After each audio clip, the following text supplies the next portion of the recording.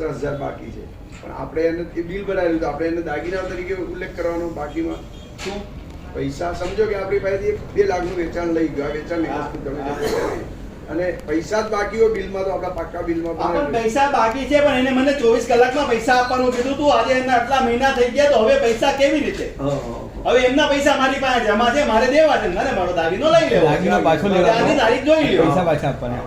પાકા બિલની એક કલાકની અંદરમાં ગમે ત્યારે ઉઘરાણીમાં તમે ઉધાર આપો તે કાચું બિલ કદાચ આપો તો તેની સહી કરાવી લો નીચે.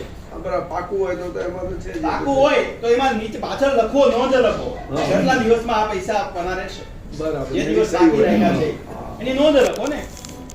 ન રાખી હોય તો એમ કોને મૌખિક વચન આપ્યું ને ભાઈ, સોના ચાંદીનો દાગીનો અમે કોઈ દિવસ 6 મહિના કોઈ ઉધાર આપે? આ દેખીતી વાત છે, કોઈ ના આપે, એક ના એક બે જેવી વાત છે.